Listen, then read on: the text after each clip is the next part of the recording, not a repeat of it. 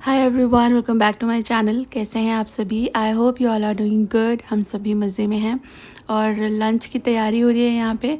मैंने जेप्टो से दूध वगैरह मंगाया था, तो साथ में फिर मैंने पालक भी मंगाया। ये पालक आपको पता है 98 या 99 रुपीज़ ऐसा दिखा रहे थे जेप्टो पे।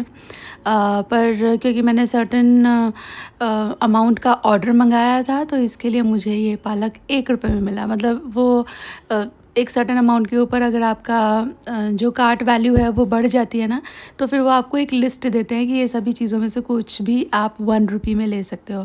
तो आई चोज़ पालक, और अभी फिर मैं लंच बना रही हूँ, तो आई थॉट पालक ही बना लेते हैं।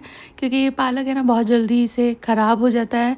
आजकल तो वैसे सीज़न भी नहीं है, बहुत अच्छा वाला पालक नहीं था और महंगा तो है ही। पर मैं अगर इसको उठा के अभी फ्रिज में भी रख दूँ तो और भी ज़्यादा हो सकता है कि पत्ते पीले हो जाएंगे, नेक्स्ट टाइम मुझे और भी कम क्वांटिटी मिले। तो मैंने इसलिए फटाफट से इसको क्लीन किया। यहाँ पे सानवी खुशी मेरी हेल्प करा रहे हैं, बिकॉज़ हम लोगों ने डिसाइड किया था कि हम लोग फटाफट से लंच बना करके ना अब से वापस से कुछ टीवी में देखना शुरू करेंगे।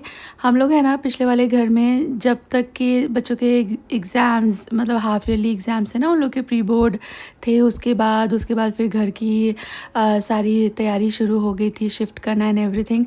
तो उससे पहले तक हम लोग है ना बैठ करके के ड्रामा देखते थे। हमने बहुत सारे अच्छे अच्छे के dramas like when life gives you tangerines and extraordinary attorney वो सब देखे थे, एक एक एपिसोड करके। लाइक लंच हम लोग साथ करते थे और एक एपिसोड लगा देते थे। तो उससे ना बड़ी अच्छी मेमोरीज़ क्रिएट हो गई थी। कभी कभी एपिसोड अच्छा नहीं होता था बट खाना बहुत अच्छा होता था, तो वो एक मज़ेदार चीज़ हो जाती थी। और कभी कभी खाना ओके ओके है बट एपिसोड बहुत अच्छा है, तो एक है ना दिमाग में ऐसा सेट हो गया है कि हाँ, हम लोग खाते हुए कुछ देख रहे हैं ना, तो बहुत ज़्यादा मज़ा आता है। तो अभी इस घर में हम लोग ऑलमोस्ट सेटल हो गए हैं और दोनों बच्चों की अभी छुट्टियाँ भी चल रही हैं। तो वी वर लाइक कि ये जो आदत है इसको वापस से शुरू करते हैं। तो हम लोगों ने एक कोरियन सीरीज़ शुरू करी है, लिटिल वुमन, यही नाम है शायद। I am wrong, I am not very sure. वो 3 बहनों की कहानी है हु आर वेरी पुअर। तो पहला ही एपिसोड लगाया था एंड वी लव्ड इट। तो खाना वाना खाया, एपिसोड एंजॉय किया और उसके बाद वापस से फिर सफाई काम उसमें मैं लग गई हूँ। किचन क्लीन किया है, क्योंकि दोपहर में खाना खाने के बाद किचन क्लीन ना करूँ ना, तो फिर मुझे शाम के लिए कुछ भी मिलता नहीं है किचन में चीज़ें जगह पे, और फिर मैसी होती है किचन, तो काम करने का बिल्कुल मन ही नहीं होता। तो इसलिए खाना खाने के बाद, चाहे सुबह हो, दोपहर हो, शाम हो, I prefer to clean everything in the kitchen. To the city streets, we began to feel the fire. We rise like tall buildings as the chemicals they take us higher. The night's young and it's just begun as she puts her hand in mine.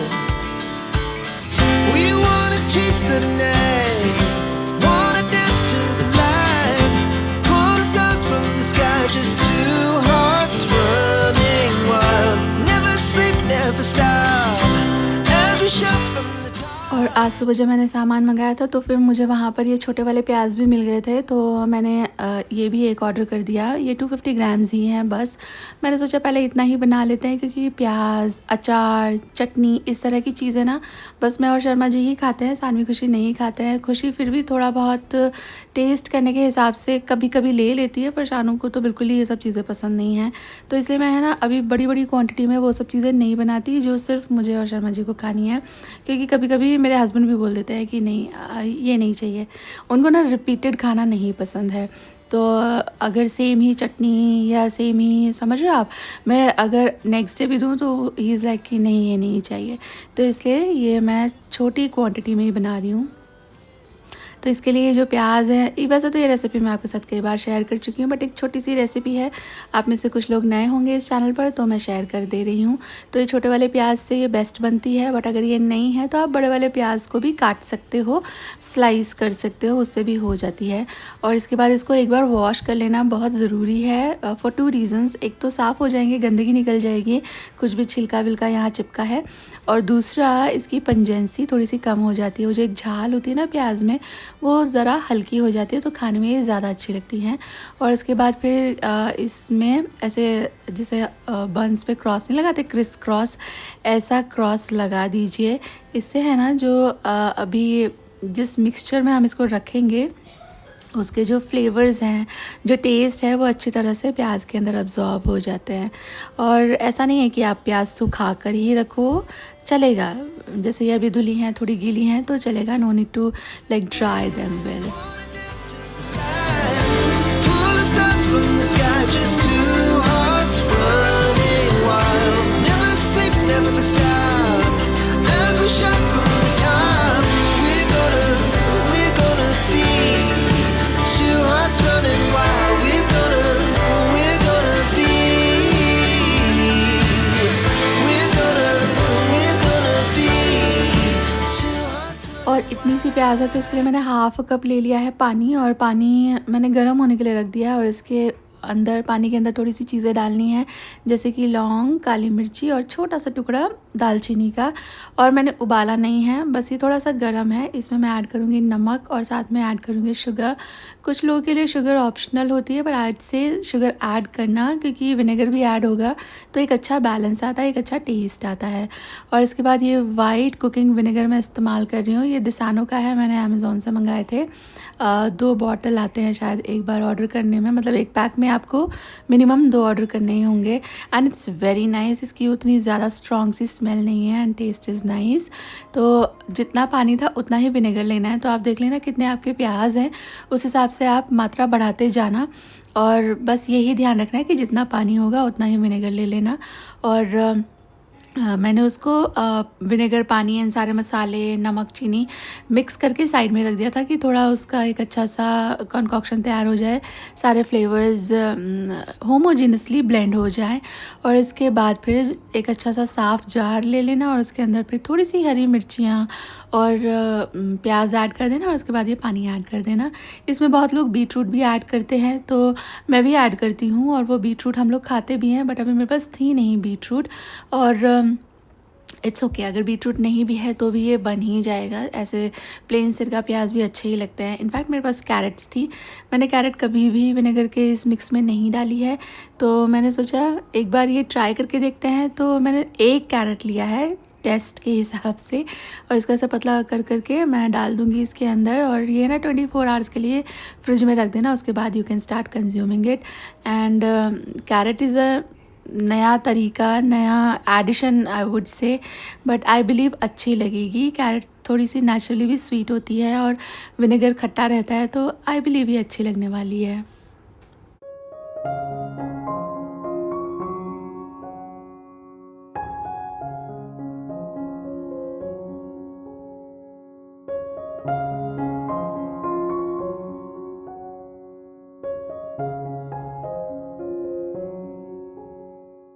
और इसके बाद मुझे चाहिए था इलायची powder for a recipe, और इलायची powder मेरा ख़त्म हो गया था, तो आई थॉट इलायची पाउडर बना लेते हैं। मेरा ये कॉफ़ी ग्राइंडर है ना, तो इसमें बहुत अच्छी पिस जाती है। जो नॉर्मल जो मिक्सी का जार रहता है ना, उसमें भी बहुत अच्छा पिस जाता है, पर उसमें ना बड़े लंबे लंबे से जो तुस्से से रहते हैं ना, फाइबर रहता है इलायची का, वो रह जाता है। फिर वो छान कर आप सेपरेट करो, और अगर ऐसे ही यूज़ करते हैं तो फिर वो लंबे लंबे फाइबर दिखते हैं। तो मैंने पिछली 2 बार से कॉफ़ी ग्राइंडर का इस्तेमाल करना शुरू किया है, और इसमें जो वो फाइबर जैसा होता है ना, वो भी कट जाता है, बहुत ही अच्छा इसमें पाउडर बन जाता है। और मैं इसको फिर छानती नहीं हूँ, ऐसे ही इसका जो भी हस्क वगैरह है, इसके सारे के सारे को साथ ही मैं स्टोर कर लेती हूँ। तो इलायची पाउडर तो हो गया है रेडी। और लास्ट वीडियो में मैं आपको बता रही थी कि मैं डी मार्ट गई थी, और वहाँ से मैं ये एक डब्बा लेकर आई हूँ मैदा रखने के लिए। वो इसलिए कि आप ये देखो, रेड लिड वाला जो डब्बा है ना, ये इनफ है। मतलब मैं ये सोचती थी कि भाई मैदा कितनी ही हम लोग खाते हैं, ½ kg का पैकेट आता है, और वो भी किसी किसी महीने अनटच्ड पड़ा रहता है। पर बात ये नहीं है कि हम कितना मैदा खाते हैं, बात ये है कि इसमें है ना, मेरा मेजरिंग कप नहीं जाता है। जो रेड लिड वाला आप डब्बा देख रहे हो, तो मुझे मेजर करने में डिफ़िकल्टी होती थी while making cakes and cookies, तो इसके लिए मैं ये बड़ा वाला कंटेनर लेकर आई हूँ। अब इसमें ईज़िली कोई भी मेजरमेंट का कप मैं मतलब डाल करके उतने ही अमाउंट का मैदा ईज़िली स्कूप आउट कर सकती हूँ।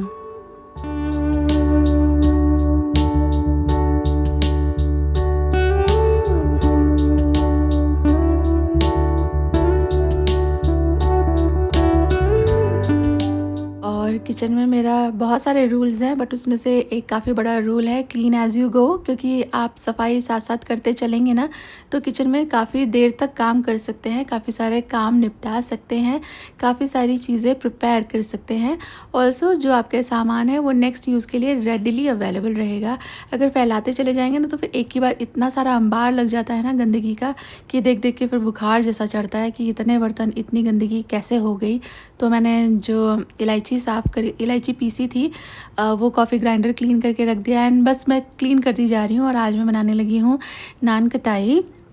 नान कटाई की रेसिपी आपके साथ कई बार मैं शेयर कर चुकी हूँ, बट मेरे लिए नान कटाई बहुत स्पेशल है तो सिंपल सी कुकी, बट मेरे दिल में इसका एक स्पेशल स्थान है। पहले मैं आपको मेजरमेंट्स बता देती हूँ यहाँ पर।